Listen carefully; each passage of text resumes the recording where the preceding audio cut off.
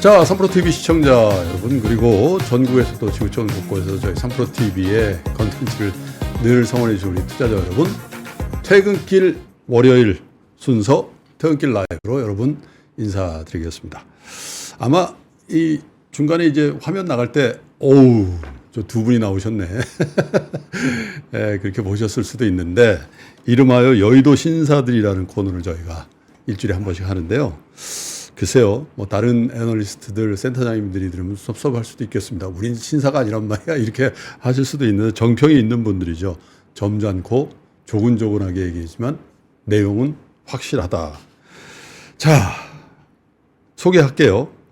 신영증권의 김학균 센터장 나오셨고요. 유진투자증권의 허재한 상무 두 분 나오셨습니다. 어서 오세요. 네, 안녕하십니까. 네, 안녕하십니까. 오해하지 마십시오. 이게 서로 붙여가지고 싸움질하고 뭐 이런 또 그 두 분이 또 그런 관계도 아니시잖아요, 그죠? 그럼요. 예전에 동료시잖아요, 동료. 네. 어디서 같이 근무하셨죠? 역전의 영상 대우증권에서 바로 옆자리에 있었죠. 그렇죠. 예, 선배이신가요? 조금. 제가 선배고요. 그때 저보다 조금 선배인 김일구 전무, 아하. 또 이코노미스트가 고유선 지금 상무, 네.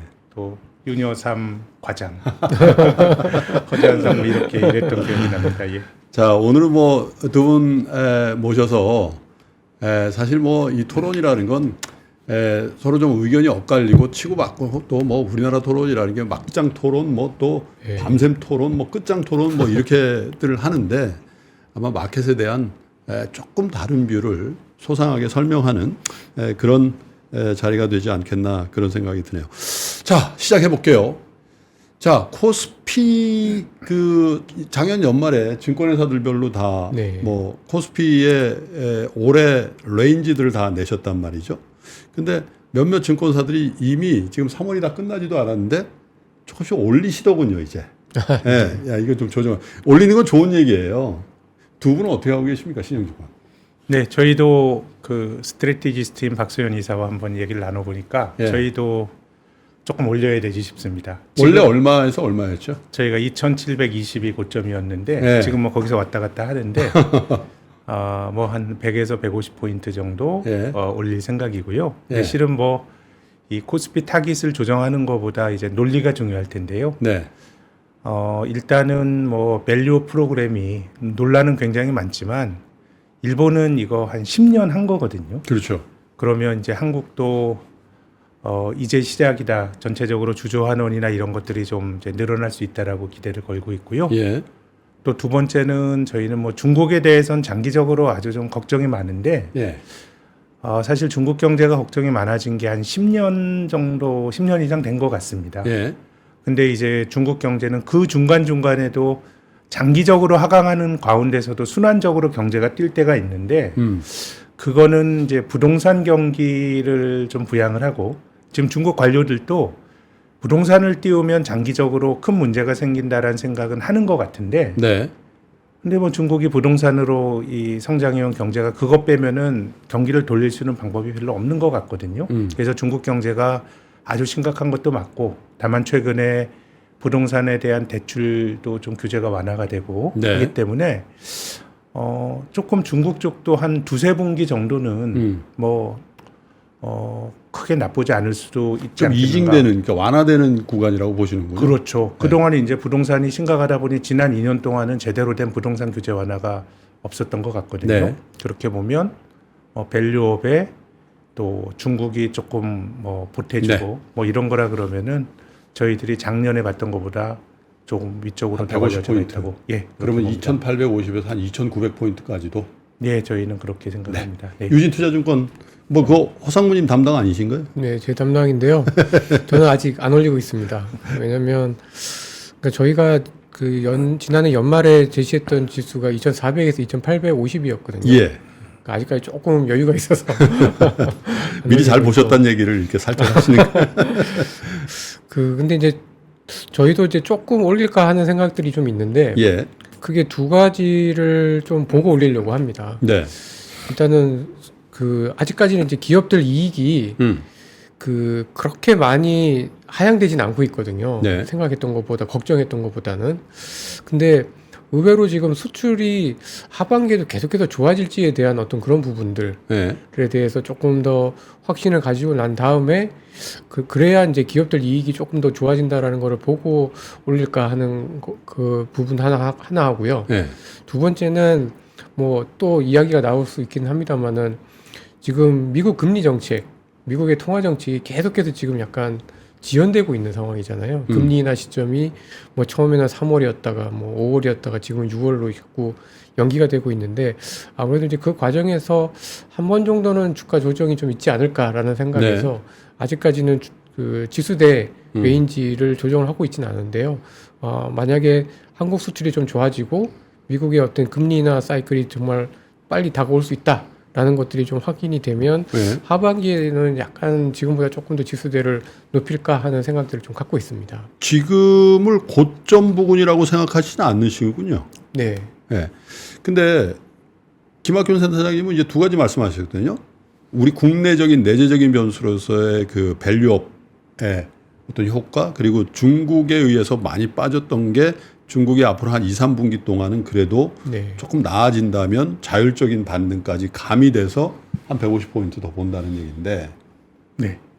지금 허재한 상무께서 말씀하시는 미국 금리라든지 이런 쪽, 미국 쪽 변수는 어떻게 생각해요? 왜냐하면 또 미국에 뭐 예를 들면 말씀드리기도 좀 조심스럽습니다만은 M7이라든지 이런 거에 대한 버블 얘기들도 꽤 있고, 사실 미국 주가도 살짝 조금 네. 힘이 좀 빠지는 듯한 느낌도 좀 있단 말이죠. 네.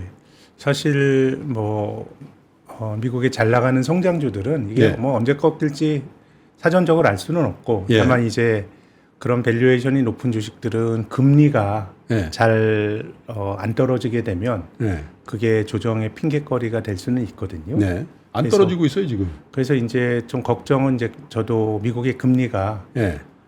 미국 경제가 너무 좋습니다. 네. 그러니까 미국 경제가 중력을 잃어버린 것 같아요. 한 3, 4개월 전만 하더라도 올해 미국의 GDP 성장률이 1% 못할 것 정도로 전망했는데 네. 최근 전망치는 이게 2%가 넘어갔거든요. 네. 작년에 2.5 했죠. 그러니까요. 재작년에 1.9 했죠. 네. 근데 미국의 잠재 성장률이 1%대 후반이라고 보면 네. 연준이 이렇게 금리를 올리는데도 경기가 안 꺾이는 게 참 이거는 경제학의 상식에 반하는 일인데. 금리를 어떻게 낮추죠, 근데? 그러니까 이제 제 생각에는 미국 정부가 돈을 너무 막 쓰고 있는 거고, 그래서 예. 이제 올해 내재가 되는 리스크는 예. 이제 미국의 장기 금리가 잘 안 떨어지고 예. 경우에 따라서 이제 금리가 확 올라가는 게 그렇죠. 저희들도 생각하는 이제 잠재적인 리스크인 것 같고, 예. 다만 이제 작년도에는 한국 경기도 다운턴이었죠. 그리고 기업 이익 사이클도 감익으로 가는 쪽이었는데 네. 올해는 뭐 정도의 문제는 있지만은 어쨌든 그런 펀더멘탈 요인이 어쨌든 위쪽이고, 또 앞서 말씀드린 것처럼 이 밸류업이라고 하는 건 기본적으로 싼 주식들 주저하는 늘릴 수 있는 그런 주식들에 대한 시장의 압력이거든요. 네. 실은 이거는 경기에 엄청나게 민감하진 않아요. 그렇죠. 그렇기 때문에 제 생각에는 시장이 조금 조정을 받더라도 우리가 뭐 보는 선까지 올라갈지 이건 모르겠지만은 조금 하방이 좀 단단해지는 거 아닌가? 라는 생각은 이제 갖게 됩니다. 그러니까 특정 섹터에 의해서 주도돼 온 한국 시장이잖아요. 작년에 네. 뭐 2차 전지를 네. 또 올해 작년 하반기부터는 또 올해 상반기까지는 반도체 AI, 이렇게 돼 있는데, 사실 밸류업이라는 게 나오면서 뭐 자동차 네. 또 뭐 그 외 금융, 또 최근에 뭐 조선 뭐 이런 것까지도 이제 일종의 큰 섹터별 저평가군에 대한 순환매가 돈다라는 건 사실 지금 말씀하신 것처럼 시장의 하방을 좀 견지해주는 그 역할을 하는 건 분명한 것 같아요. 네, 그렇습니다. 어떻게 보고 계세요? 그러니까 저는 사실 안 믿었거든요. 밸류업하고 그래요. 왜냐하면 사실 지난주 후반에 삼성물산을 네. 보시면서 또 많이들 느끼셨겠지만 네. 이게 쉽지 않다. 그리고 저희 우리 김학균 센터장님 늘 말씀하셨듯이 예. 이게 주주 가치를 환원시켜 주는 거는 기업의 문화인데 예. 아직까지 우리나라는 이게 바뀌어 가고 있는 초기 단계이기 때문에 저는 이제 아직은 좀 이거에 대한 어떤 밸류업에 대한 어떤 그 가치를 통해서 이게 정말 한국 시장이 어떤 레벨업 되기에는 너무 이르다라는 생각을 좀 갖고 있습니다. 네. 근데 이제 근데 이제 해외 투자자들 입장에서 봤을 때는 예. 지금 미국에서 지금 나타나고 있는 그 미국 주식시장에 나타나고 있는 문제가 너무 성장주에 국한돼 있는 그렇죠. 랠리라는 거죠. 예. 그러니까 그게 만약에 부러졌을 때 어떤 다른 대안이 없잖아요. 근데 그런 대안 역할을 의외로 일본이나 한국의 가치주들이 좀 해주는 거 아니냐. 왜냐하면 상대적으로 덜 비싸고 실적이 또 그렇다고 해서 올해 미국이나 일본이나 한국이나 수출이 조금 이렇게 돌아설 수 있기 때문에 실적에 대한 그런 부분들도 좀 되고 가치주 프로그램이 얹혀져 주면 더 좋을 수가 있기 때문에 저는 그런 측면에서 좀 기회가 있지 않나라는 생각이지 이게 사실 밸류업 프로그램 자체적으로 어떤 올해나 내년에 어떤 지수 레벨업이 크게 될 가능성은 저는 그렇게 높진 않다라고 생각하고 있습니다. 하기야 뭐 워낙 미국 내 이른바 선도주들에 대한 평가가 지금 분분해요. 네, 네. 그리고 사실 비트코인도 사실은 이거보다 더 그죠? 그런 측면에서 보면 워런 버핏의 직전 한 2, 3년 동안의 일본 상사주에 대한 집중 투자 이런 것들을 미국의 투자자들 이른바 가치 투자자들이든 뭐든 간에 야, 저 어르신이 참 저런 생각을 했단 말이야. 그러면 우리도 뭔가 해지 좀 해야 되겠네. 네. 라는 생각을 자연스럽게 미국의 기관 투자가들이 할 수도 있겠다는 생각인데 저도 그 대상이 한국 주식도 포함해서 네. 볼 수도 있겠다는 생각이 저도 좀 드네요. 부연해서 말씀드리면 예. 지금 이제 우리 코스피는 2007년에 2000 갔고 예. 또 그 2017년엔 2600 갔고 코로나 다음에 3300까지 갔죠. 그렇죠. 크게 보면은 이제 뭐 시간은 오래 걸렸지만 레벨업 되는 과정이었고 예. 미국 주가는 뭐 10년째 계속 신고가를 치는 좋은 시장이었는데 네. 유럽 주가 지수가 예. 스탁스 같은 게 닷컴 버블 때 고점을 제대로 못 넘었었습니다. 근데 지난주에 유럽 그 주요 지수가 신고가를 쳤거든요. 그렇죠. 사상 최고가를 경신을 했죠. 예. 이게 지금 허재한 상무 말씀드렸던 것처럼 유럽과 미국 주요 지수들을 비교해 보면 유럽이 좀 가치주에 가깝습니다. 네. S&P 500 PER 20배 넘죠. 예. 근데 뭐 스탁스 같은 경우는 PER 한 13배. 그리고 미국은 주가가 많이 올라서 물론 자사주 매입 많이 하지만 배당 수익률 1.5%인데 유럽은 배당 수익률 3%가 넘는 이제 그런 주식들이 지금 사상 최고가를 쳤거든요. 그렇기 때문에 올해 좀 나타나는 모습은 물론 이제 매그니피선트 세븐 이런 얘기들 또 뭐 일본의 사무라이 세븐 이런 얘기 있지만 실은 일본은 사무라이 세븐만 올라가는 건 아닙니다. 미국보다는 훨씬 저변이 넓고 그래서 올해 시장을 보면 꼭 성장주만 올라가는 건 글로벌하게 아닌 것 같아요. 그래서 이게 글쎄 뭐 해지의 목적이건 유럽 주식 올라가고 이런 것들을 본다 그러면 사실 뭐 동아시아 주식도 유럽과 조금 비슷한 범주에 속할 수 있는 거거든요. 그렇게 되면 조금 다변화가 나타나고 있는 건 사실이 아닌가라는 생각이 듭니다. 제가 직구순 그 중간 점검을 좀 하나 해볼게요. 경험적으로는 무슨 약어라 그래요? 축약어가 나오면 그때가 대부분 좀 조심해야 될 때라고. 네. 그때 무슨 이방원 뭐라 그랬잖아요. 왜? 네? 태조 이방. 태조 이방원 얘기도 있었고 또 뭐 옛날로 치면 차화정이니 뭐 다 그랬던 것 같은데 지금 글로벌리 신조어를 우리가 만든 게 글로벌 시장에서 만든 것도 참 이례적이에요. 그죠? 네. M7이라는 거, S7이라는 것도 그런데 자, 허재한 상무님. 지금이라도 미국의 주도주를 사는 게 낫겠습니까? 아니면 한국 주식을 저평가권에 있는 걸 그냥 모아 나가는 게 낫겠습니까? 주식을 한다면? 저는 한국 주식을 좀 모아가는 게 맞지 않겠나라는 생각입니다. 그러니까 엔비디아가 지금 거의 뭐 전지전능하잖아요. 그러니까 전지전능하다라는 의미가 어떤 의미냐면 이 실적을 발표할 때마다 너무 서프라이즈를 세게 나오니까 이거 참 뭐라고 할 얘기가 없는 거예요. 주가가 올라도 실적이 너무 좋아서 PER이 낮아져요. 그리고 사실 뭐 필라델피아 반도체 지수 중에 엔비디아가 주가가 제일 많이 올랐지만 사실 PER, 그러니까 포워드, 그러니까 예상 실적 기준으로 대한 PER로만 보면은 지금 30 몇 배밖에 안 되거든요. 그러니까 마이크론 테크놀로지보다 더 쌉니다. 그러니까요. 그러니까 이게 참 말이 안 되는데 그래서 이제 저는 어떤 생각이 드냐면 엔비디아의 주가는 버블이 아니다. 버블 일리가 없다. 그런데 실적 올라가는 게 이게 과연 지속 가능한지 잘 모르겠어요. 그래서 오히려 펀더멘탈이 버블이고 주식은 싼 거 아닌가라는 생각이 좀 들더라고요. 그러니까 이게 과거에 저는 이제 물론 그 닷컴 버블 때랑 분명히 다르긴 하지만 닷컴 버블 때는 Y2K라는 게 있어서 실적을 당겨서 뭐 라우터를 생산하는 뭐 오라클이니 시스코니 이런 맞아요. 실적들이 99년 2000년도에 급등한 이후에 예. 그다음에 2년 동안 실적이 적자가 났거든요. 근데 물론 이제 지금까지는 AI 실적이 뭐 그저께 뭐 오라클도 그렇고 다 실적이 좋으니까 좋지만 이게 과연 반도체라는 게 산업이 사이클이 있는 건데 그렇죠. 이 사이클을 완전히 무시하고 계속해서 좋을 수는 없거든요. 예. 그래서 그런 측면에서 봤을 때는 지금 과정이 둘 중에 하나다. 약간 미국이 99년 중후반처럼 버블을 막 만들어가는 과정 중에 있든지 아니면 지금 펀더멘탈 상으로는 아무 이상이 없어 보이지만 혹시 그러니까 주가는 싸 보이지만 오히려 펀더멘탈적으로 이익이 더 늘어나기가 과연 지금의 어떤 속도대로 더 늘어날 건지에 대해서는 약간 좀 저는 너무 믿기가 좀 힘들다는 생각이 좀 듭니다. 어차피 주도주는 엔비디아고 엔비디아의 주가 상승은 합리적이다. 그런데 엔비디아의 주가 상승의 원인을 제공했던 엔비디아의 실적의 상승세가 언제까지 계속될지에 대해서는 우리 퀘션 마크인데 만약 그게 꺾여진다면 주가도 반응할 것이다. 이렇게 보시는 네. 거고 그러면 주도주의 훼손은 곧 그 주변부 주식의 평가적으로 그렇죠. 나타날 것이다. 이렇게 보시는 거예요. 한국 주식이 더 손해하고 김학준 센터장님 어떠십니까? 저는 그게 실은 뭐 저도 엔비디아가 영업이익률이 한 60% 되는데 예.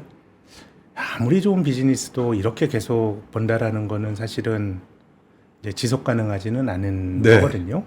근데 이제 이런 류의 주식이 꺾이는 거는 결국은 이익 성장에 대한 기대가 꺾일 때 꺾이는 것 같아요. 예. 그러니까 한 분기 정도 실적을 미스를 하고 예. 그리고 한 분기 정도 더 미스하게 되면 이제 주가가 무너지는 건데 실은 뭐 그 전까지는 이게 버블이라고 하더라도 버블의 끝이 어딘지는 알 수 없는 것 같고 그래서 제가 드리고 싶은 말씀은 저는 투자를 하는데 두 가지 종류가 있다고 생각해요. 여러 가지 기대를 투영하고 있는데 예. 한 번 조정을 받게 되면 많이 떨어지는 스타일이 있고 예. 아니면 조금 지루하지만은 싼 주식을 사가지고 기다리는 오래된 어떤 전통적 투자의 방식이 있는 것이고 네. 이건 옳고 그름이 아닌 것 같아요. 자기 선택인 건데 근데 뭐 저라면은 그건 뭐 저의 선택인 것이죠. 저는 뭐 밸류업도 그렇고 어쨌든 싼 주식의 발판이 좀 마련이 되고 있어서 저라면은 뭐 미국의 중소형주나 근데 이제 미국의 중소형주 우리가 잘 알기가 힘들죠. 모르죠, 잘. 네, 그런 거라 그러면 한국의 싼 주식을 저라면 선택해서 기다리는 거고요. 그래서 뭐 정답이 없어요. 뭐 2차 전지주가 굉장히 많이 오를 것 같지만 또 이 주식이 이건 뭐 끝이 아니라고 봐요. 앞으로 어떻게 될지 모르지만 이런 주식에 내재가 된 리스크는 한번 꺾이면 굉장히 많이 꺾이는 거고 뭐 여기에 내재된 속성이거든요. 그럼 이게 뭐 성장주의 주가의 그 끝을 내가 맞추려고 한다. 이거는 저는 꺾여 봐야 하는 거지. 그거를 그래서 꺾이고 사전적으로 팔으라는 사람도 있더라고요. 그런 건데 이제 실은 이제 꺾일 때 이렇게 급등한 주식을 또 잘 파는 것도 매우 어려운 일이니까 저는 뭐 옳고 그르다의 문제는 아닌 것 같고 자기 선택인데 근데 저는 싼 주식들에게 뭔가 기회가 네. 좀 마련이 되고 있어서 저라면 한국의 싼 주식들을 사서 그래요. 기다리고 싶습니다. 뭐 FOMC라든지 금리를 몇 번 내릴 것 같고 금리를 내리면 이게 주가가 오르냐 내리냐 이 얘기는 오늘 안 하랍니다. 왜냐하면 너무 막 그 얘기를 너무 많이 했던 것 같고 그래서 오늘은 사실 김학준 센터장님께는 조금 무리할 수도 있는데 어떤 주식을 사야 되냐 지금 만약에 한국 주식 범위를 좀 축소했어요. 두 분 다 한국에 좀 싼 주식 사자라고 이제 두 분 다 컨센서스가 나왔는데 그러면 한국에 어떤 주식이 싸고 어떤 주식의 상방이 많이 열려 있는가? 최근에 그 허상무님 리포트 낸 거 보니까 자동차 조선 네. 이 얘기를 하셨더군요. 네. 왜 그렇습니까? 원행 환율 때문에 그렇습니다. N1 환율. 예, 그러니까 지금 뭐 FOMC는 다들 뭐 어떻게 될지 뭐 대충은 지금 감을 잡고 있는 상황이잖아요. 예. 근데 그 예상하지 못했던 변수가 이제 BOJ 예. 통화 정책을 내일 정도에는 아마 전 세계에서 거의 유일하게 마이너스 금리였던 일본이 이제 금리를 정상화할 가능성이 높아진 예. 거잖아요. 그랬을 경우에 어떤 의미가 뭔가를 생각을 해봤을 때 예. 결국 엔화가 좀 강해지지 않겠나라는 생각입니다. 그러니까 물론 일본이 그렇다고 해서 계속해서 금리를 뭐 미국이나 뭐 다른 국가들처럼 올려갈 건 아니기 때문에 네. 엔화가 기조적으로 강세를 보일 거는 아닐 수는 있어도 예. 지난 3년, 4년 동안 워낙 다른 통화들 대비해서 엔화가 워낙 약했고 그 과정에서 이제 일본 기업들의 이익이 상향이 있었거든요. 예. 근데 이제 그 부분을 어느 정도는 좀 토해낼 가능성이 높고 오히려 이제 저희 원화 같은 경우에는 이제 엔화 대비해서는 절하폭이 상대적으로는 달러 대비해서는 약했습니다만은 좀 굉장히 좀 적었기 때문에 상대적으로 오히려 한 측면에서 이익을 본다라고 하면 예. 한국과 일본의 이제 경합도가 큰 산업에서 저희가 조금 더 유리한 측면들을 좀 가져갈 수 있지 않을까라는 생각에서 이제 자동차, 조선이 실례지만 조선이 한일 간의 경합도가 있습니까? 그러니까 이미 판가름 난 거 아니에요? 판가름 국제 시장에서. 났죠. 근데 예전에 비해서는 확실히 좀 줄긴 했습니다만은 예. 그래도 LNG라든지 이런 쪽에서는 약간의 경합도는 좀 있는 것 같습니다. 그리고 과거의 어떤 원엔 환율과 뭐 자동차 업종, 조선 업종, 뭐 철강 업종 이런 것들을 이렇게 비교를 해보면은 네. 상대적인 어떤 강도 측면에서 분명히 관련성이 있었기 때문에 그런 측면에서 봤을 때는 좀 관련이 있다. 그리고 조선주 같은 경우에는 그동안에 많이 못 올랐기 때문에 굉장히 오래 쉬었어요. 예, 또 관심이 있을 수도 있고 또 최근 들어서는 또 미중 그 어떤 미국의 어떤 그 조선 업종에 대한 어떤 그런 규제 이런 이슈들도 같이 맞물리고 있다 보니까 좀 관심들이 좀 있는 것 같은데 워낙 싸고 그런 데다가 조금만 가격적으로만 유리해질 수 있다라고 하면은 충분히 업사이드가 저는 있다라고 보여집니다. 김학준 사장님, 한국의 싼 주식들이 널렸습니다, 사실. 네. 개별 종목 단으로 내려서, 야, 도대체 이런 현금성 자산을 이렇게 많이 갖고 있는데 시가총액이 이렇단 말이야? 그러면 이거 왜 상장을 유지하지? 나 같으면 이거 다 사버리고 그냥 상장 폐지하겠다. 이런 생각을 할 예. 정도의 개별 종목도 있고, 업종으로도 있어요. 네. 근데 보니까 이건 너무 신조어가 너무 좀 그렇다. 차은우 알조라는 게 있어요. 보니까 네? 자동차의 차, 은행의 은, 우주 방산의 우, 알테오전의 알은 또 뭐냐 이게 조선의 조 이런데 내 차은우 좀 알거든요. 내 친구 아들이에요. 근데 예. 이런 거 관련 없이 김학균 센터장님이 지금 이렇게 물어볼까요? 그냥 개인 투자자예요? 네. 주식 투자 할 수 있어요? 네. 1억 있어요? 어떤 업종? 저희야 뭐 업종보다는 네. 저평가된 종목을 바텀업으로 봐야 된다는 생각인데요. 네. 따지고 보면 정말 재미없는 주식이지만 네. 그 섬유의복 같은 거 굉장히 섬유의복? 싸고요. 예, 굉장히 싸고요. 그러니까 이게 뭔가 재고 사이클이 예. 예컨대 이제 미국 사람들 같은 경우는 싼 ODM 옷 샀다가 네. 그냥 뭐 코인 세탁기에 돌리고 예. 우리 애널리스트 표현인데 이제 버리고 이런 거기 때문에 네. 실제로 그 소비의 주기나 재고 사이클 같은 게 되게 중요하거든요. 네. 근데 이제 재고 사이클이 좀 돌아오는 것 같고 또 말씀하신 것처럼 현금 많은 주식들도 굉장히 많아서요. 네. 그래서 뭐 섹터를 말하진 않겠지만 전체적으로 저평가된 게 섬유의복이라서 네. 뭐 그런 쪽에서 저는 기회가 있지 않을까라는 생각이 들고요. 또 제약 회사들도 그러니까 바이오 말고 전통제약. 네, 전통 제약인데 네. 한국의 전통 제약 회사들은 약간의 R&D 투자도 하면서 네. 어떻게 보면 매년 한 영업이익 우리나라 큰 제약 회사들 보면 한 영업이익으로 1,000억 벌어요. 네. 근데 R&D 투자도 한 1,000억씩 하거든요. 네. 그리고 이제 주식도 상당히 밸류에이션이 낮기 때문에 지난 3년 동안 사실 바이오도 고생했고 제약도 고생을 했는데 지금 이제 큰 레거시 제약사들이 작년부터 뭔가 좀 성과를 내는 회사들도 나오잖아요. 그렇죠. 기술 수출. 네. 근데 이제 그런 것들이 과거보다는 주가에 반영되는 게 되게 막한 네. 것 같습니다. 어허. 그래서 뭐 제약 회사들 네. 그리고 또 건설 그 약간의 건설 뭐라고 해야 할까요? 기자재라 그래야 되나? 네. 그런 쪽도 상당히 싸 보였어요. 건설 기자재는 뭐 중장비 만드는 회사들 뭐 이런 데. 아니, 그런 거 아니고요. 네. 그 재건축 이런 데 들어가고 이런 쪽의 회사들인데, 예. 예. 그러니까 되게 바닥에서 고생했던 회사들만 말씀드리는데, 음. 저는 그런 쪽에서 기회가 있다라고 생각합니다. 네. 그 싼 주식이라는 게 사실 그 내재 가치 대비해서 네. 싼 주식들은 항상 우리 시장에 존재해 왔는데, 네. 야, 그렇게 사서 보니까 진짜 인내력 테스트도 아니고 말이죠. 에? 그래서 차라리 허재한 상무님처럼 순환매의 관점에서 업종이 싸면 이렇게 돌더라고요. 보면 자동차 갔다가 또 뭐 갔다가 야, 이 조선 요것도 덩치가 좀 있는 건데 싸다. 근데 그 너무 마이크로한 그 개별 종목 단으로 하면 기다려야죠. 아, 그게 근데 제 생각에는 한 3년 정도인데 3년. 저는 이게 주식 투자에 정답이 없다고 봐요. 네. 이게 뭐 잘 돌아가는 거 그때그때 순환매 잘 대처했으면 하면 되는 거고. 근데 저는 경험적으로 우리가 주식 투자에서 돈을 못 버는 이유가 네. 너무 가는 쪽을 내가 맞출 수 있다고 모멘텀 투자를 했기 때문이라고 생각하거든요. 그래서 뭐 지루한 주식들이 고생을 했지만 올 들어서 많이 올라오기도 했고, 그래서 그렇죠. 제 생각에는 역시 이제 자기 선택의 문제인데, 네. 근데 실은 이런저런 조언의 한 90%는 이제 우리가 모멘텀을 쫓는 투자를 하는 건데, 저에게도 힘들고 그게 투자자들에게도 조금 힘든 거 아닌가. 물론 저는 뭐 정답이 없다고 봐요. 엔비디아로 돈 벌면 되는 건데, 이제 계속 그렇게 하다 보면은 늘 잘하긴 조금 힘든 거 아닌가? 근데 주식 투자라고 하는 게 어떻게 보면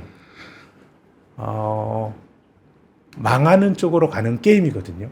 내가 주식 투자를 멈추는 거는 망해져야 끝나는 거거든요.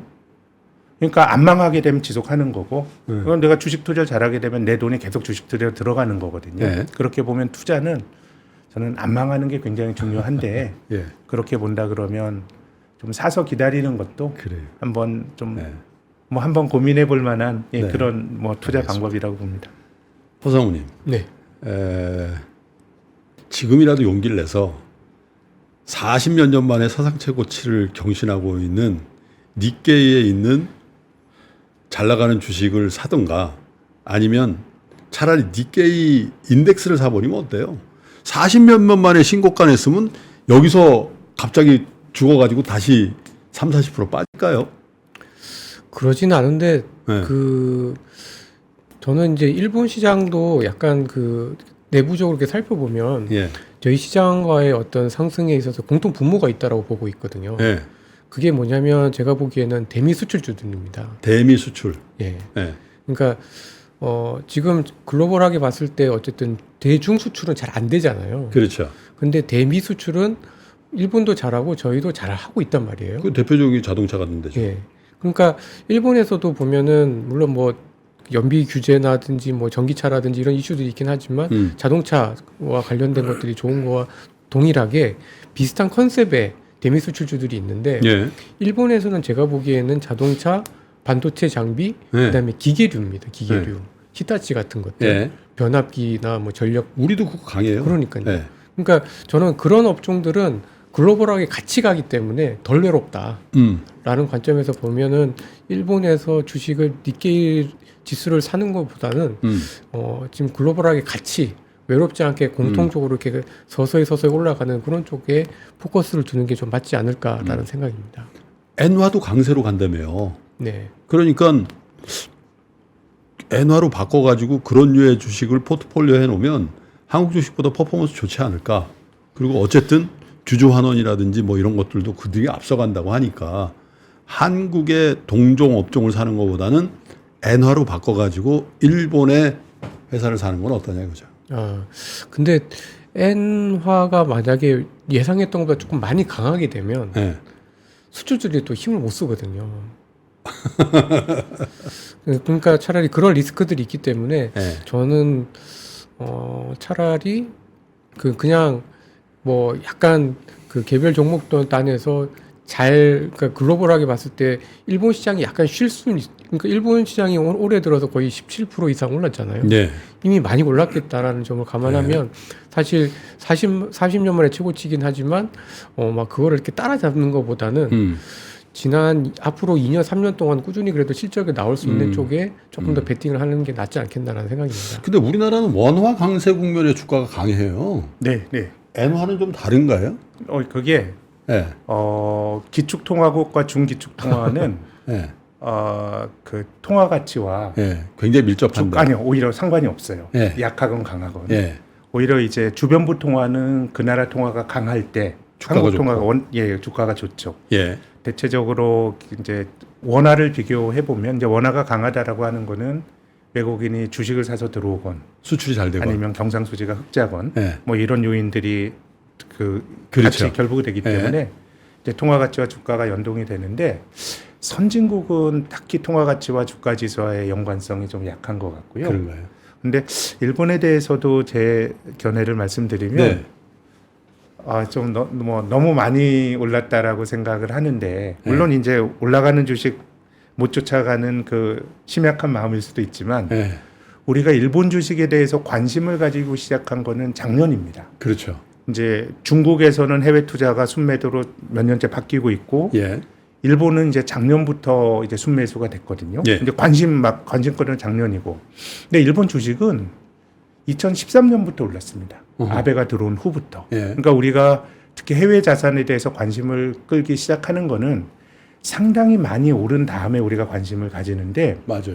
2013년부터 올해까지 12년 동안에 니케이가 코스피를 이긴 해가 9번입니다. 12년 동안에 예, 이미 9대 3이에요. 9대 3. 예, 그리고 왜 2013년이냐면 아베가 집권했던 게 2012년입니다. 막 돈 풀고 이러면서 아베노믹스. 주가가 올라갔던 게 이제 2013년부터거든요. 예. 그래서 그때부터 한 10년 놓고 보면 일본 니케이 지수가 다우 지수보다 더 올랐어요. 그러니까 나스닥, 니케이, 인도 이 세 개가 거의 뭐 3톱이니까 실은 우리가 일본을 투자의 대상으로 발견하고 액션 취한 건 작년이지만 이미 일본 주식은 굉장히 많이 올랐고 또 이제 두 번째는 이제 허상무 얘기한 것처럼 이제 환율인데요. 실제로 일본 주식은 많이 올랐지만 엔이 약했기 때문에 이것도 이제 왜 한국 투자자 입장에서 보면 니케이가 올라간 것만큼 그렇게 돈을 벌지 못했어요. 그렇죠. 예, 엔저 때문에. 그렇게 된다 그러면 저는 이번에 만약에 엔화가 강해진다 그러면 좀 주식은 오히려 조정을 받을 개연성이 있기 때문에 제 생각에 뭔가 좀 상쇄가 되는 힘이 있을 것 같고 또 세 번째로 좀 말씀드리고 싶은 거는 이제 뭐 약간 진부하지만 밸류에이션인데 지금 이제 토픽스 도쿄 증권거래소의 뭐 그 내년 실적 기준 PER이 이제 27배 정도 됐는데 이게 최근 10여 년 주가가 올라가는 과정에서도 지금 가장 높은 수준 한 25배 정도가 높은 수준이었거든요. 그래서 뭐 사실 올랐기 때문에 못 오른다 이런 건 아니지만 마음 편히 사기에는 상당히 우리가 좀 후행적으로 반응할 수 있다는 건 늘 생각을 저는 해야 된다고 봅니다. 뭐 브라질 채권, 중국의 후광통 아니면 2007년 그 중국 주식 열풍 이런 것들이 상당히 많이 진행이 되고 그래야 또 금융회사들에서도 마케팅하기가 좋거든요. 그러니까 뭐 지금은 저는 작년이나 재작년에 일본 투자하는 것보다 주가가 많이 올랐으니까 훨씬 더 신중하게 전 투자를 하는 게 맞다고 봅니다. 그래도 환이 방향성을 확실히 잡아준다면 어쨌든 포트폴리오의 유망 업종을 고르면 환에서 한 10% 엔화가 10%면 원화 대비 10%면 너무 과한 건가요? 좀 세다라는 생각이 드는데. 그럴 수도 있긴 있겠네요. 자, 그런데 그런 방향을 좀 바꿔서 두 분께 이렇게 너무 제가 디테일하게 어떤 분이 그래요. 점잖은 두 분 모셔놓고 김프라가 오늘은 좀 공격적인데 저도 좀 먹고 살아야 되니까 좀 이해를 좀 해주시면 자, 그러면 지금 미국 주식보다는 한국 주식 또 일본 주식보다는 한국 주식 저평가 한국 주식에 대한 컨센서스가 있고 한국 주식에 대한 포캐스팅 올린다고 그러셨어요. 그죠? 150포인트 정도? 올리실 계획이라는 거. 아마 호상무님도 조금만 더 오르면 올리실 준비가 돼 있는 것 같아요. 지금이 매수 적기입니까? 한국 주식? 뭐 싼 주식, 비싼 주식 그걸 인덱스로, 코스피로 지금 사면 돼요? 저는 많이 올랐는데 여기도? 최근에 그러니까 1월 달에 워낙 많이 빠져가지고 어쨌든 2, 3월 2, 3월 상승률로 따지면 우리도 글로벌리 순위 안에 들 거예요. 2월 달이 저희가 좀 많이 올랐죠. 밸류어 프로그램 때문에. 그렇죠. 근데 그래도 연초 대비로 봤을 때는 저희가 많이 안 올랐거든요. 그래서 저는 아직까지 좀 기회가 있다라고 생각을 좀 하고 있고, 그러니까 저는 이제 그런 생각이 들더라고요. 그러니까 하반기에 이제 금리 인하 한국은행에서 이제 금리 인하 시그널을 좀 준다라고 하면은 돈은 의외로 주식 시장으로 좀 들어올 수 있다라고 생각이 좀 들거든요. 왜냐하면 저희가 미국은 그 부동산 가격과 주가가 같이 갑니다. 그러니까 자산이라는 것들이 거의 이제 방향성이 좀 일치하고 예. 저희도 비슷하게는 가는데 저희는 되게 특이하게 부동산 가격이 엄청 세면 주가가 잘 못 가더라고요. 맞아요. 이게 돈이 이제 뭉칫돈이 글로 가는 거죠. 예, 뭉칫돈이 글로 가다 보니까 그런데 제가 오늘 아침에도 이렇게 계산을 해보니까 강남의 아파트 가격이 YOY로 20% 넘어가면 한국 주식시장이 못 가더라고요. 네. 빨리거나 아니면 보합 정도 수준. 네. 이제 그만큼 큰 돈이 이제 아파트로 가게 되고 집값으로 가게 되면 못 올랐다는 건데 네. 지금 저희 주택 시장, 부동산 시장이 지금 정체 상태잖아요. 네. 약간 가격이 오르는 듯 하지만 저희가 지금 뭐 수요도 안 좋고 가계부채에 대한 문제도 있고 공급은 또 공급대로 안 좋고 예. PF 문제도 있고 그러니까 지금은 돈이 부동산으로 가기가 굉장히 좀 애매한 시점이거든요. 어허. 근데 이런 상황에서 이제 혹시라도 한국은행이 금리나 시그널을 줬을 때 네. 돈이 과연 부동산 시장으로 예전만큼 갈 거냐. 네. 그럴 바에는 차라리 뭐 지금 한국 주식 시장에서 보면은 배당 수익률을 높이려고 하는 기업들도 좀 많아지고 있고 뭐 한국 시장 올해 들어서 연초 대비로 봤을 때 오른 거 없고 이렇다라고 하면은 기대 수익률 측면에서 봤을 때는 오히려 부동산보다 주식 시장이 좀 낫지 않겠나라는 생각입니다. 그러니까 전체 자산 대비로 봤을 때.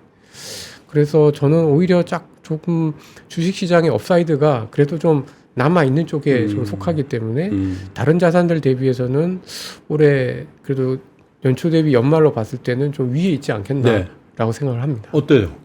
네, 저도 김 지금 사장님. 그냥 작년 말 수준인 것 같은데요. 네. 예, 코스피가 뭐 다른 나라들 많이 올랐고 뭐 그렇게 본다 그러면 제 생각에는 뭐 사실 주가라는 게 올라가면 더 올라갈 것 같고 떨어지면 또 겁이 나지만 네. 시장의 좀 하방이 상당히 뭐 조금 튼튼해진 듯한 그런 느낌을 받고요. 그렇게 보면 뭐 주가 지수야 뭐 100이나 150포인트 오른다고 한들 그건 크진 않지만 뭐 종목들 잘 선정을 하게 되면 시장이 무너져 가지고 뭐 같이 네. 무너질 그런 리스크는 적으니까 올해는 아주 적극적으로 종목 피킹을 하고 그러면 저는 뭐 주식하기에 좀 괜찮은 해일 좋은 거라고 해다. 봅니다. 네. 네. 지금 지수대도 승산이 있는 지수대다. 저는 그렇게 봅니다. 다운사이드와 뭐 지수의 업사이드를 봐도 그렇지만 실은 이제 내가 좀 어떤 종목을 선정했는데 시장이 무너지면서 같이 떨어지는 경우들이 많거든요. 시장이 네. 무너지면 버티는 종목은 없는데 네. 이제 그런 리스크가 조금 저는 낮아진 거 아닌가라는 생각입니다. 하방에 대해서는 어느 정도 보세요? 저 만약에 지금 사실은 이제 이런 그 걱정도 있거든요. 이게 우리 한국 경제 진짜 안 좋은데 지금 밸류업도 사실 어느 정도 선까지 반영된 것 같고 그리고 총선 이후에 본격적으로 기업 사이드에서 안 좋은 신호들이 나오고 뭐 PF도 그렇고 건설사도 그렇고 뭐 그래서 아마 총선 지나고 나서 굉장히 싸해질 수도 있을 거다라는 그런 우려가 좀 있죠. 좀 있죠. 그러니까 지금 뭐 총선이라는 거 10일이니까 뭐 한 20일 남았나요 지금 거의 그죠?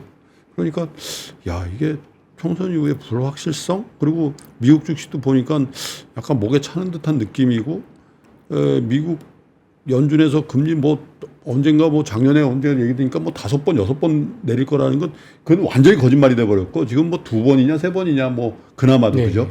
그런 얘기 하고 있고 그런 거는 다 미국 시장에 반영됐다라고 보는 것도 있고 또 미국의 상업은행 뭐 중에 일부 뭐 이런 거에 대한 유동성 리스크도 계속 살아남아 있고 또 미국의 상업용 부동산에 대한 뭐 그런 부분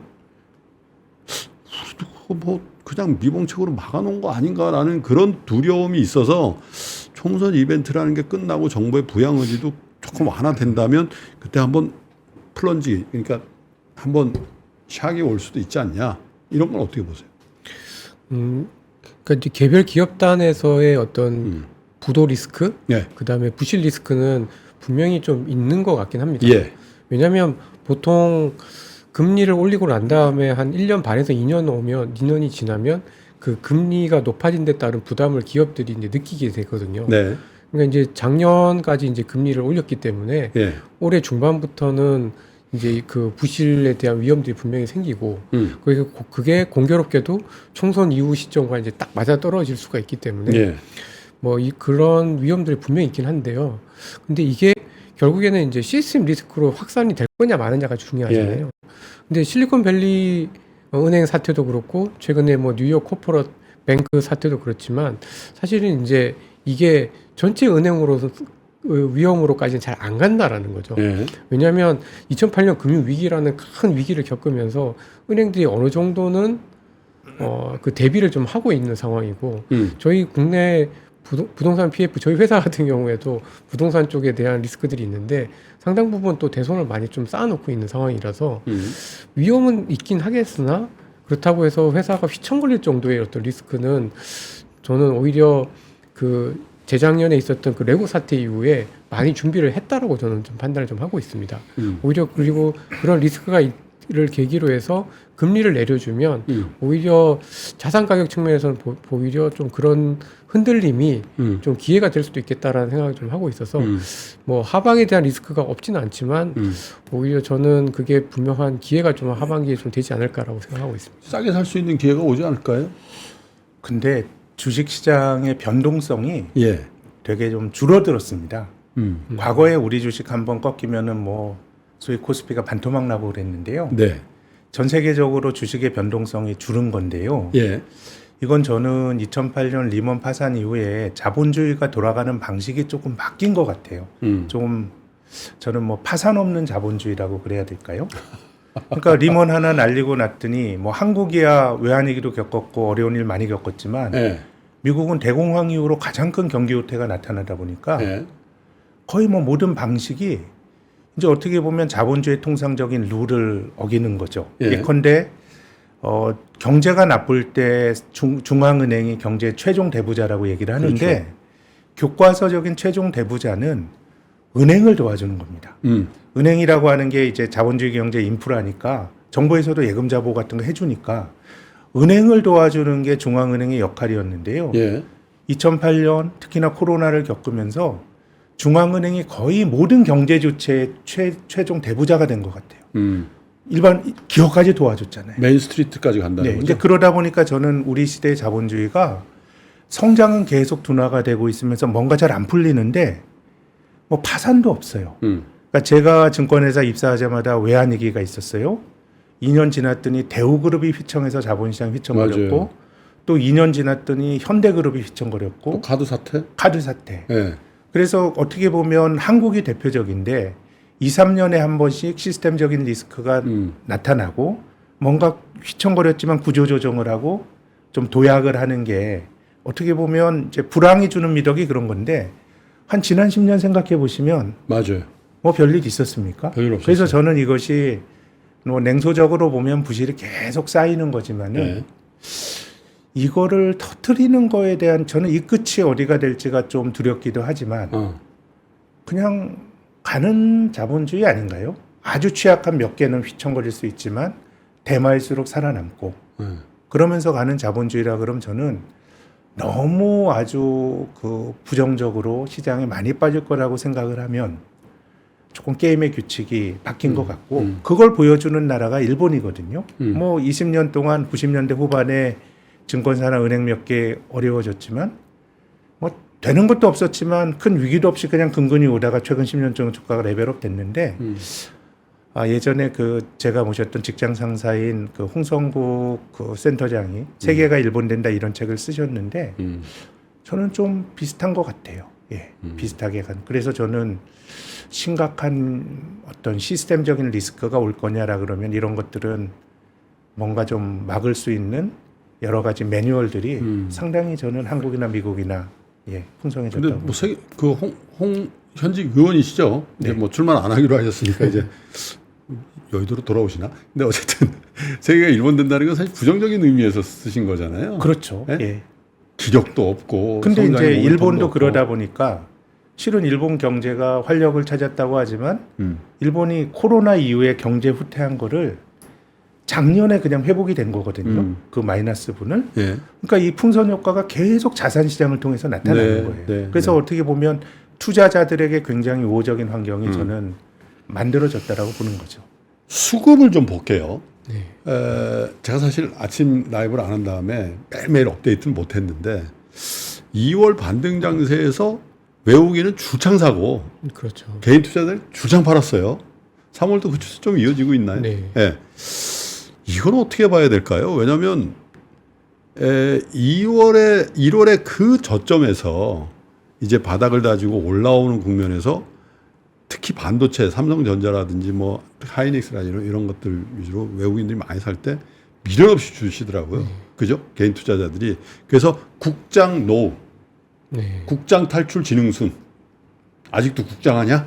뭐 이런 지금도 이제 그런 분들이 있는데 그래서 저런 걸 보면은 제가 이제 개인 투자들을 폄훼하거나 그런 건 아닙니다. 근데 항상 수급에 관련해서 집중 매수, 개인의 집중 매수가 들어오면 그때가 단기적으로 상투를, 왜냐면 2021년도 그랬지 않습니까? 근데 개인의 집중 매도가 나오고 다른 시장으로의 이전이 있거나 아니면 만약 부동산 안 가니까 비트코인으로 간다든지 그랬을 때 우리 주식이 바닥이었던 적은 별로 없었던 것도 자조적이지만 또 생각이 난다면 수급성에서 지금 상황은 어떤 것 같아요? 뭐 예를 들면 외국인들 입장에서 봤을 때는 외국인이 작년에 한 11조 정도 샀거든요. 근데 올해 연초 이후에 그러니까 2월 말 3월 초까지 11조 원을 샀습니다. 그러니까요. 그러니까 외국인이 엄청 샀다. 단기간에 이렇게 산 적도 별로 없죠. 그러니까 근데 그 사이에 이제 개인 투자자들은 주식을 좀 팔았는데 저는 그게 뭐 국장을 이탈하는 것도 있긴 하지만 결국에는 그 돈이 없어서 그런 것 같습니다. 돈이 없어서. 그러니까 이제 돈이 정말 유동성이 없다라는 의미라기보다는 이제 예를 들면 부동산 쪽으로도 돈이 가기가 애매하고 국내 주식에 대한 신뢰는 별로 없고 하다 보니까 이제 자꾸 이제 파는 그런 힘들이 나타났다라는 건데 저는 그거는 금리 인하라든지 이제 이런 거를 통해서 분명히 좀 바뀔 수는 있다라고 좀 보여지고요. 그러니까 저희가 이제 그 국내 주식 시장과 국내 개인 투자자들의 어떤 수급에 대해서 되게 자조적인 것이 있었긴 지금도 사실 있긴 하지만 저는 이제 코로나 이후에 좀 많이 바뀌었다라고 생각을 하는 게요. 코로나 이전하고 코로나 이후에는 어떤 매수세의 어떤 색깔 자체, 그 다음에 어떤 그게 확실히 그 학습 효과가 있다 보니까 많이 달라진 것 같습니다. 그러니까 이제 개인 투자자들이 많이 똑똑해졌어요.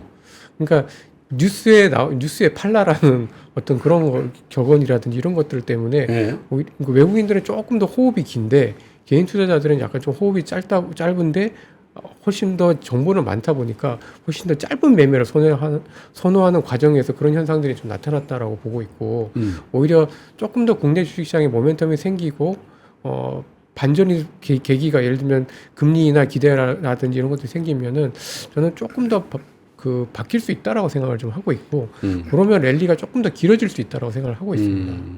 지금 그 외국인의 매수세와 개인의 일방적인 매도세는 언젠가 어떤 모멘텀이 되면 상황이 역전될 수도 있고 사실은 그렇게 하는 게 좋을 거다라고 얘기하시는 거죠?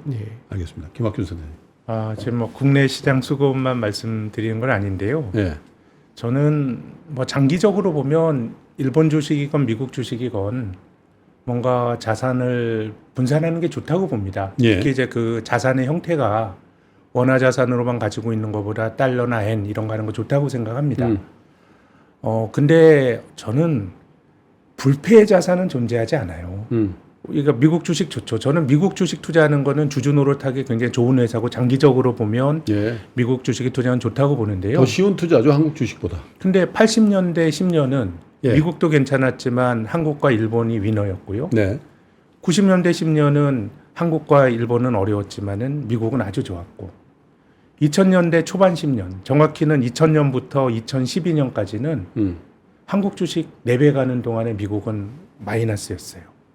그러니까 10년 주기로 사실 다 돌고 도는 거거든요. 미국이란 나라가 매우 투자하기에 좋은 나라지만 투자는 아무리 좋다고 하더라도 비싸면 뭐 70년대 미국의 니프티 50처럼 아주 좋은 주식도 좋은 기대가 주가에다 반영이 되면 고생하는 것처럼 그렇게 본다 그럼 저는 다 자산 가격은 돌고 돈다고 보는데 미국 주식은 뭐 이미 10여 년 갔기 때문에 저는 장기적으로 자산 배분 관점에서 그럼 미국 주식 투자하기에 언제 좋은 때냐? 뭐 그런 게 어디 있겠어요. 우리가 바닥을 정확히 알 수도 없는 거고 네. 그렇기 때문에 내가 자산의 일부를 해외 주식을 신중하게 투자하는 건 좋다고 보지만 아주 어떤 그 총체로서 미국은 계속 가고 다른 나라는 계속 못 움직이고 이거는 상당히 많이 그런 움직임이 이제 진행이 됐던 것이고 대략 그런 것들이 11년, 12년 주기로 물론 뭐 그게 딱 맞아떨어지는 건 아니지만 진행이 됐다는 걸 보면 너무 미국 주식에서는 저는 미국 주식에 대해서는 조금 한번 리스크를 놓친 게 없는지를 봐야 되고 한국 주식은 너무 비관적으로 보는 게 아닌지 또 반대로 생각해 볼 여지가 저는 크다고 봅니다. 그래요. 허 사모님, 네. 아마 마지막 질문이 될 가능성이 많은데 지금 3월 18일이에요. 3월 다 가고 있어요. 네. 지금 1분기가 다 끝난다는데 2분기의 목전에서 우리 투자자 여러분이 투자하실 때 뭐 주식을 투자하셔도 되고 아니면 미국 주식 하셔도 되고 뭐 여러 가지 제일 요거 하나는 한번 점검하고 해라. 앞으로 뭐 FOMC도 될 수도 있고 뭐 미국 금리도 될 수도 있고 뭐 밸류업도 될 수도 있고 요거 하나는 좀 점검하시면서 투자 결정을 하시라는 변수 하나만 좀 보시죠. 네. 근데 뭐 모든 변수 특히 이제 금융시장에 있어서 변수의 가장 기준은 역시 금리죠.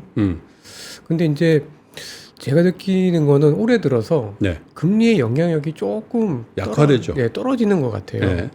그러니까 그 얘기는 뭐냐면 금리가 주는 그런 날카로움, 금리가 올라갔을 때 주는 어떤 자산 가격의 밸류에이션에 대한 부담 이런 것들이 네. 예전보다는 좀 무뎌진 것 같거든요. 근데 그게 주는 의미는 결국 자산 가격의 변동성이 예. 예전보다는 좀 떨어졌다라는 거고 어허. 저는 오히려 이제 그래서 금리의 방향성보다는 금리의 변동성을 보자.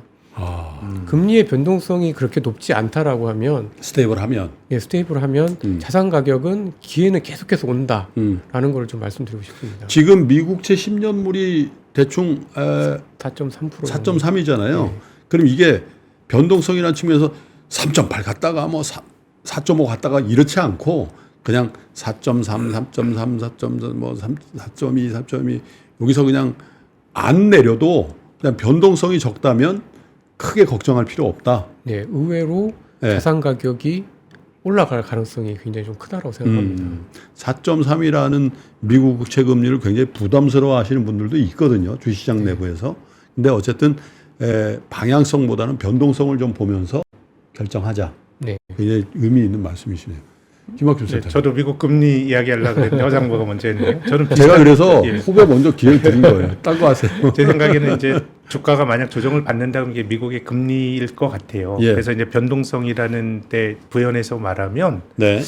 이제 뭐 요 정도 움직인다 그러면 어쨌든 적응된 금리인데 이 예. 금리가 4.5 넘어서 5로 수렴한다 그러면 네. 제 생각에는 저는 뭐 시장을 2분기나 좀 이제 낙관적으로 보는데 틀리게 될 리스크는 이제 미국 금리가 4.5 위로 치솟는 예. 그렇게 되면 이제 하나의 리스크 팩터로 좀 봐야 될 것 같고 네. 그리고 또 한 가지 이제 주총이 지나면서 밸류업 하려면은 이제 우리가 뭐 주주 행동주의 해가지고 기업을 망칠 수 있죠. 네. 뭐 그런 뭐 그 나쁜 파리들도 모이지만 네. 원래 시장이란 데가 그런 거예요. 네. 근데 한국이란 나라가 뭐 그런 부작용이 다분히 있습니다만은 주주들이 대접받았다고 보기 힘든 나라거든요. 그래서 지금 벌어지고 있는 여러 가지 주주권 행사에 대한 것들이 이번 주총 시즌을 겪으면서 네. 얼마나 수용성을 가질 거냐 그래요. 뭐 이런 것들이 중요해 보입니다. 아마 두 가지로 이제 종합이 되는 것 같습니다. 한국 주식에 대한 저평가 권역에 대한 두 분의 컨센서스는 거의 명확하신 것 같고 그 중에서도 밸류에이션상 또 지금 진행되고 있는 밸류 프로그램의 수혜를 받을 수 있는 저평가되어 있는 주식을 조금 오래 보유했으면 좋겠다라는 생각이고 변수는 어쨌든 미금리의 변동성이 크지 않다면 그리고 이번 주총 시즌에 한국 기업들의 어떤 태도의 변화가 너무 나쁘지 않다면 그죠? 그런 측면에서 한국 주식을 우선적으로 좀 고려하자라는 두 분의 말씀이셨던 것 같습니다. 진행이 이렇게 쉽지는 않았습니다, 여러분. 두 분이 좀, 야, 그런 게 어딨냐? 내 말이 맞지? 이렇게 해야지 제가 조금 얻어 걸리는 건데, 두 분이 워낙 젠틀하게 또 컨센서스를 이루는 그런 대화를 해 주셔서 제가 그렇게 쉽지는 않았습니다만은 그런들 여러분들의 도움이 된다면 조금 진행이 어려워도 이렇게 정돈된 두 분의 뷰를 앞으로도 좀 많이 좀 공유해 주셨으면 좋겠습니다. 네, 부탁드리겠습니다. 네. 자, 여러분 오랜만에 오픈 스튜디오에서 두 분의 시장 전문가와 함께한 여의도 신사들이라는 코너로 여러분께 인사를 드렸습니다. 주식 투자를 오랫동안 해 오시고 또 저도 그렇습니다만은 늘 느낍니다만은 여러분들이 정말 못 사서 막 마음이 급해질 때가 어쩌면 그 주식을 조금 경계해야 될 때고, 여러분들이 이제 낭망해서 그 주식은 절대 쳐다보지도 않을 거야 라는 생각을 할 때가 보통은 그 주식을 다시 밝혀봐야 할 때라는, 어쩌면 시대가 바뀌어도 변치 않는 그런 부분을 리마인드 해드리면서 오늘 순서는 이렇게 마감을 하도록 하겠습니다. 3프로TV의 모든 콘텐츠 열심히 정성스럽게 만들고 있으니까 여러분 많이 좀 봐주셨으면 좋겠습니다. 두 분 감사합니다. 네, 감사합니다. 저는 다음번 인터뷰 때 인사드리겠습니다. 끝까지 시청해주신 여러분 고맙습니다.